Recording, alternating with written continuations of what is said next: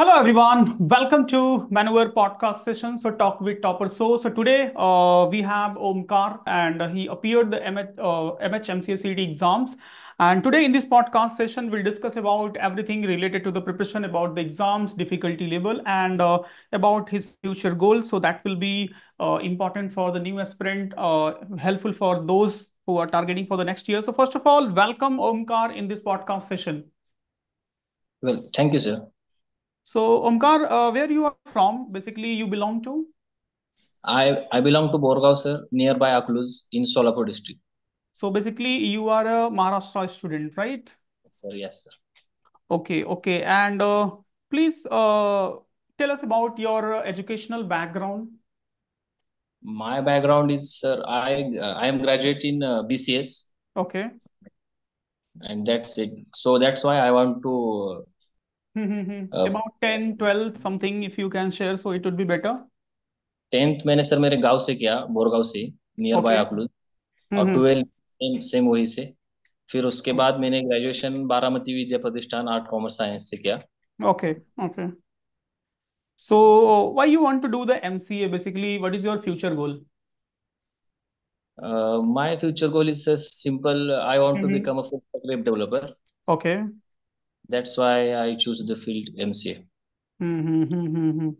Okay, fine. So now coming to the exams related discussion. So when you started the preparation for this exam, MCA CET. Talking about preparations, genuinely, I started the preparation Mm-hmm. very first month of 2024 from 1st Mm-hmm. January. Okay, from January. Okay. The reason behind it, sir, because my academics. I have Mm-hmm. two syllabus एक मैं SPP university से graduation Mm-hmm. कर रहा था। Okay. तो वहाँ का syllabus वो बहुत वास्ट है सर। Okay. और मैंने थर्ड ईयर में ही डिसाइड कर लिया था, थर्ड ईयर में Mm-hmm. आते ही मैंने डिसाइड कर लिया था कि मुझे Mm-hmm. एमसीए करना है और उसकी सीईटी भी मुझे क्रैक करनी है। तो Okay. इसके अकॉर्डिंग हमारे फर्स्ट सेम की जो एग्जाम है वो Mm. दिसंबर में कंप्लीट हो गए। Okay. वो 10 दिन 10 डेज का से गैप लेके मैंने प्रिपरेशन स्टार्ट कर दी 1 जनवरी से। Okay. Okay. Any other entrance exam you are targeting for the MCA no no sir. instead of only MC, MHMCA CD? No no no. Okay. So basically your focus was only MHMCA CD. Sincere focus on. Mm-hmm. Okay, so as I can see, your percentile is a 97.53 percentile. So what do you think? It means basically थोड़ा सा और पहले preparation start करते तो ज्यादा better हो सकता था. हाँ ऑब्वियसली सर, मेरा अगर प्रिपरेशन 2 महीने भी पहले हुआ था, Mm-hmm. हो गया होता, तो मुझे बेसिकली वो मैथ्स जो है वो बहुत Hmm. टफ गया, बहुत Most basically. of the student face same problem in math. Statistics basically बहुत हार्ड था। Okay. Now coming to the different section in this exam, like mathematics, reasoning, English, and computer section. So as you know, and आपने जैसे बोला कि math section, so most of the students के लिए basically math section difficult होता है. So what which section is easy and difficult for you? सबसे easy जो रहा है वो मेरे लिए लॉजिकल रीजनिंग रहा, क्योंकि Okay, जब ऑब्जेक्शन ट्रैकिंग ट्रैकिंग हो रहा था, okay. तब मैंने वो मेरा एनालिज एनालाइज किया वो पूरा। तब हम्म मेरे को 27 बराबर आए थे हम्म. लॉजिकल रीजनिंग में से। और Okay. एग्जाम के टाइम पे भी मैंने 50 मिनट्स में logical reasoning plus computer basics और इंग्लिश कवर किया था, ऑलमोस्ट पूरा कवर कर दिया था, और 40 मिनट्स मैंने सिर्फ मैथ्स को दे दिए थे। 15 मिनट आप बोल रहे हो? सॉरी 50, हाँ 50 मिनट्स, 90 मिनट्स फिफ्टी का fifty time, five fifty zero minute में आपने computer, English and logical reasoning English. Logical reasoning को कंप्लीट कर, हाँ। बाकी और रिमेनिंग सारे मैथमेटिक्स को दिया. हाँ ऑलमोस्ट सिर्फ दो तीन के बच्चे होंगे, बाकी के हम्म. ऑलमोस्ट मैंने कंप्लीट कर लिए थे। ओके. सो एक बहुत बड़ा क्वेश्चन होता है, बहुत ज्यादा डाउट भी होते हैं स्टूडेंट की कि which section should attempt first in the actual exam. So what was your strategy? Starting में हमें लॉजिकल रीजनिंग ही करना चाहिए, ओके, क्योंकि so as per you logical reasoning, logic. हाँ ये बेस्ट पार्ट होता है स्टार्टिंग के हम्म लिए। हम्म. एंड और आफ्टर दैट? अगर आपका स्पीड लॉजिकल रीजनिंग में वो आप कवर कर लेते हो टाइम हम्म का, तो आपको बहुत सारा टाइम मैथ्स के लिए मिल सकता है। कि और कंप्यूटर बेसिक हम्म. इजी होता है। Basically right. मैथ को हम ज्यादा टाइम दे सकते हैं अगर हमने लॉजिकल रीजनिंग पहले सॉल्व कर दिया तो। Okay okay. And what was your daily schedule for the preparations from Jan? As you said, you started your preparation from January. So how you daily manage schedule these all the section mathematics को कभी study करते थे morning, evening and daily basis पे क्या time table schedule था आपका basically? वैसा मैंने टाइम पीरियड के हिसाब से नहीं किया था। मैंने हम्म। वो वीक पीरियड से मंथ पीरियड से ऐसा स्ट्रेटजी हम्म। बनाया। मैंने वो जनवरी का पूरा मंथ मैथ्स का स्टडी किया था। ओके। पूरा मंथ मैथ्स का स्टडी किया। फिर ऑलमोस्ट 10 डेज में 20 डेज में मैंने लॉजिकल रीजनिंग्स और कंप्यूटर बेसिक्स के ऑलमोस्ट 700 to 900 एमसीक्यू पढ़ लिए थे। उसका ओके। स्क्रीनशॉट लेके मैंने हम्म। पीडीएफ सेव कर ली थी, क्योंकि मैं आगे जाकर वो रिवाइज कर सकूँ। Right right right. सो काफी काफी एक स्ट्रेटजी वे में बेसिकली आप प्रिपरेशंस कर रहे थे। ओके। हाँ, सो और टाइम का बोला जाए तो वैसे मुझे जब भी टाइम मिलता था, मैं सुबह उठूँ नहाने के बाद, फिर हम्म लंच के बाद ब्रेकफास्ट, जब भी टाइम मिलता था वो मैं यूट्यूब चालू करके बैठ जाता था स्टडी के लिए। Okay okay. And how you come to know about the manual? Manual sir, मेरा पहला स्टेप ही वो मैन्यूअल एजुकेशन की तरफ से था, क्योंकि मैंने जब सीट के बारे में जाना, राइट मुझे पहली बात तो ये पता करनी थी कि वो एक्चुअल सिलेबस क्या है। Right right. मैंने सिलेबस के लिए सर्च करा यूट्यूब पे, तो मुझे हम्म पहला ही सजेशन आया मैन्यूअल एजुकेशन से। वो देव सर वो बता हम्म। रहे थे सिलेबस क्या है। तो मैंने राइट। उसके 4 स्क्रीनशॉट ले लिए सिलेबस के सितंबर में। और मैंने ऐसा बोल दिया कि हाँ भाई चलो पढ़ूंगा मैं नवंबर से। लेकिन हम्म नवंबर में हमारे इंटरनल प्रैक्टिकल फिर धीरे एग्जाम लग गए, तो हम्म। दिसंबर हो गया उसके बाद से। फिर मैंने वो स्क्रीनशॉट ओपन कर दिए, फिर उसके सिलेबस देखकर वो प्रिपरेशन राइट। स्टार्ट करने की स्ट्रेटेजी बना ली, और वो इम्प्लीमेंट करता गया। और any other videos which was helpful for you for the preparation which from the manual side? Almost sir base वो जो मैथ्स का जो पूरा पार्ट था, वो हम्म। मुझे लगता है वो 2020 के कुछ वीडियो थे, वो राइट। कोविड के टाइम के मनोर एजुकेशन के यूट्यूब हैंडल पर पड़े थे। हम्म। वो वो सब मैंने रेफर कर लिए। हम्म वो सब वन शॉट वीडियो थे, लाइक ज्योमेट्री, हम्म मेंसुरेशन, ऐसे सब वन शॉट वीडियो थे, और वो मैंने देखकर स्क्रीनशॉट भी ले लिए, ताकि जब मुझे रिवीजन करना हो तब इजी जाए वो सब। Hmm. Right. So as you said कि you started your preparation from January and आपने सिलेबस सितंबर में डाउनलोड कर लिया था, तो what is the ideal time as per you to start the preparation for this exam to get a better score like 99.99 और 100%? After the Diwali in November. After November. After नवंबर।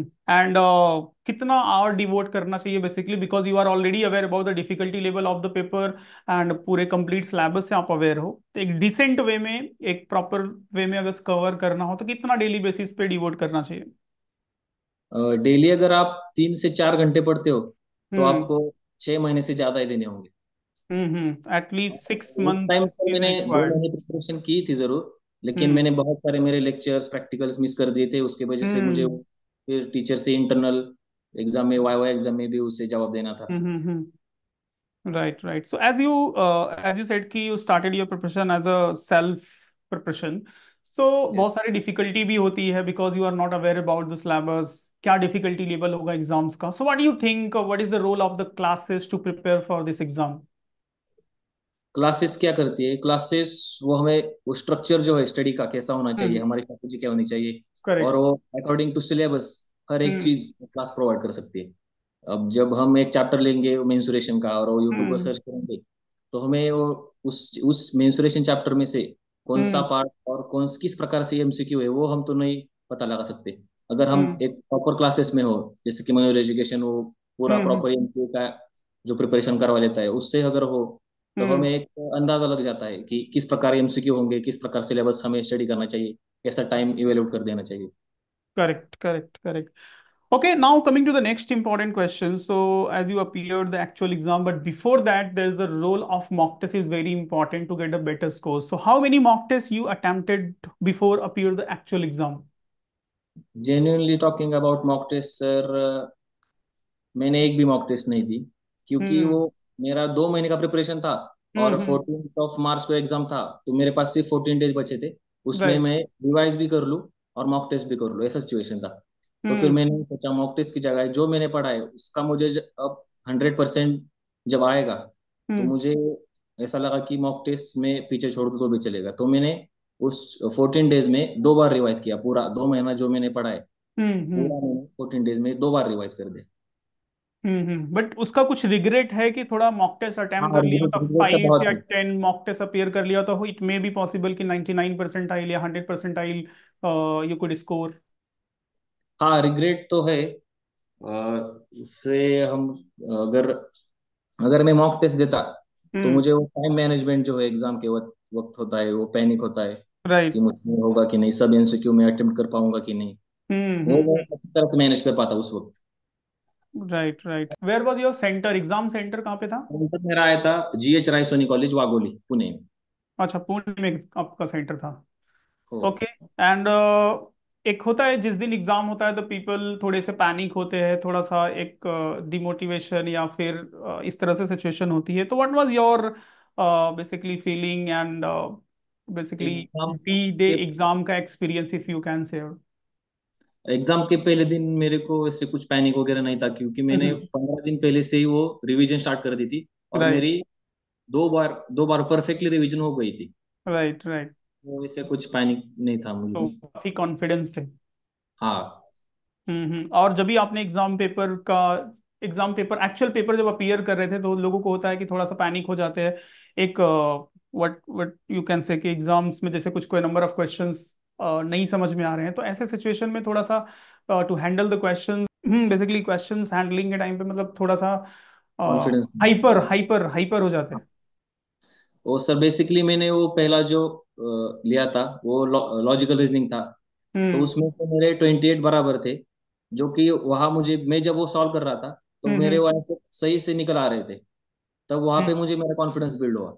और वही हम्म कॉन्फिडेंस मुझे आगे जाकर मदद कर देता है जब मैं मैथ सॉल्व करता था। सम टाइम इसलिए ऐसा पहला होता है कि सेक्शन सच में कि हाँ जो सम इजीली हम्म इजीली तुम इसे सॉल्व कर पाओ, ऐसा चुनना चाहिए पहला सेक्शन। और जब हम्म तुम कॉन्फिडेंस बिल्ड हो जाए तब तुम अगले सेक्शन की तरफ बढ़ सकते हो। Hmm. Because sometime when the people start to appear the exams और इनिशियली क्वेश्चन बन रहे हैं तब तो बेटर है, कॉन्फिडेंस आ जाता है। बट अगर से इनिशियली क्वेश्चन 2 4 5 क्वेश्चन में थोड़े से अगर से डाउट हो गया कि इफ आई एम राइट और रॉन्ग या फिर नहीं हो पाता है, तो कॉन्फिडेंस थोड़ा सा डाउन हो जाता है और एक एक जैसी सिचुएशन बन जाती है, और ऐसे सिचुएशन में फिर रॉन्ग होने के चांसेस ज्यादा होते हैं। ऐसा भी पॉसिबिलिटी होती है कि जो क्वेश्चन आ भी रहा है वो भी रॉन्ग हो जाता है। वैसे अगर हमें एक आध दूसरा क्वेश्चन जो नहीं आता है, हम्म। समझो अगर वो प्रॉफिट और लॉस का क्वेश्चन है, उसमें कुछ परसेंटेज का साइन दिया हुआ है, वैसा राइट। क्वेश्चन हमें नहीं आता है। तो अगर हमें जब ये थोड़ी सी बात जो पता हो कि वो परसेंटेज का साइन किस चीज पे क्या इफेक्ट डालने वाला है, तो हमें थोड़ा सा तो क्लू मिल जाता है कि वो हम्म। आंसर क्या होगा। इसके हिसाब से हम आंसर लगा सकते हैं, और पूरा वो गलत होगा ऐसे कभी नहीं होगा। एलिमिनेशन अगर मैथड आप बेसिकली इट्स कॉल्ड। अगर आपको परफेक्ट वो क्या इफेक्ट कर सकता है क्वेश्चन पे, ये जब समझ आए आपको, तब आपका हम्म आंसर सही होगा basically. Basically it's called the elimination method, कितना ऑब्जर्वेशन से आप एलिमिनेट कर सकते हो ऑप्शन को। हाँ, और क्या चीज किस चीज पे कितना इफेक्ट करती है। Hmm. Okay, now next question is that कि बहुत सारे स्टूडेंट्स के ये क्वेरी होते हैं कि time versus number of questions उसको मैनेज करना। Okay, so what you think, जो टाइम अलॉटेड है नंबर ऑफ क्वेश्चन के अकॉर्डिंग, इज इट फाइन? या फिर ऐसा भी होता है एग्जाम में कि टाइम कम पड़ जाता है, क्वेश्चन छूट जाते हैं, या फिर टाइम के पहले क्वेश्चन हो जाते हैं? नहीं सर, मेरे ऑफ कोर्स ये टाइम टाइम जो है वो बहुत फाइन है एग्जाम के हिसाब से। हम्म। आपको दिए गए हैं 100 MCQ, राइट। 90 मिनट्स के लिए। करेक्ट। अगर आप लॉजिकल रीजनिंग और कंप्यूटर बेसिक, ये हम्म सेक्शन अगर आप उसके हाफ के भी थोड़े से कम टाइम में सॉल्व कर देते हो, तब आपको हम्म। मैथ बहुत ज्यादा टाइम बच जाता है। और इंग्लिश का तो मैथ्स के बाद सॉल्व करेंगे तो अच्छा रहेगा फिर। मैथमेटिक्स के लिए थोड़ा सा टाइम आपको इन ज्यादा सारे टाइम सेक्शन से लगेगा। सेव करना पड़ेगा। हाँ, सेव करना पड़ेगा मैथमेटिक्स के लिए। Okay, now coming to the next question. So when answer key was released, जब भी आपने अपने क्वेश्चंस, नंबर ऑफ क्वेश्चंस को देखा होगा कितने करेक्ट है कितने राइट है, सो what was your expectation and when you saw your actual result, so what was your reaction basically? मेरा एक्सपेक्टेशन तो वैसे बहुत कम था, क्योंकि हम्म मेरी प्रिपरेशन जो थी वो सिर्फ हम्म 2 महीने की थी। और मैं राइट। वैसे भी पढ़ रहा था गूगल पे, नेट पे, की वो क्लास जो है वो 8 महीने पहले चालू हो चुके थे, 10 महीने पहले चालू हो चुके थे, हम्म। साल पहले लगभग चालू हो चुके थे। लेकिन मेरे हिसाब से मेरे एक्सपेक्टेशन तो बहुत कम थी। लेकिन हम्म। जब ऑब्जेक्शन ट्रैकिंग का वो पीरियड था, उसमें मैंने मेरे MCQ चेक कर दिए। तो राइट। उसमें 62 एक्यूरेट थे, करेक्ट थे। हम्म उसके हिसाब से मेरा स्कोर बना 124। और मैं लगभग उससे यूट्यूब देखता रहा तो मुझे पता चला कि हाईएस्ट जो है 148 का है। हम्म। तब मुझे थोड़ा वो ऐसा एक्सपेक्शनल से ज्यादा थोड़ा। कि बेटर परसेंटाइल आएगा। हाँ, परसेंटाइल तो आएगा, बनेगा, ज्यादा बनेगा। Mm-hmm. Okay, so now coming to the last and most important question. So, what is your suggestion for the new aspirant, those who are going to appear the next year? So, basically, what they should take care as per your experience. Suggestion to the new aspirants is, आप time कितना देते हो। अगर Right. आप time 2 महीने दोगे तो उसमें भी आपको जब भी टाइम मिले, जब भी मौका Hmm. मिले, सिर्फ आपको पढ़ाई और पढ़ाई करनी है। और उसमें Mm-hmm. से भी आप पढ़ाई जितनी करती हो उससे भी ज्यादा थोड़ी आपको रिवीजन पे भी फोकस करना होगा। Mm-hmm. Consistent study is the key always. Mm. Okay, great. So basically, consistency is the key of success, as well as time devote karo as early as possible. Start karo and revision test. try to understand the complete syllabus. Okay, if possible, so just start your preparation as early as possible under the guidance of the expert faculty. So these all are the things, if someone will follow, so definitely they will get a better score.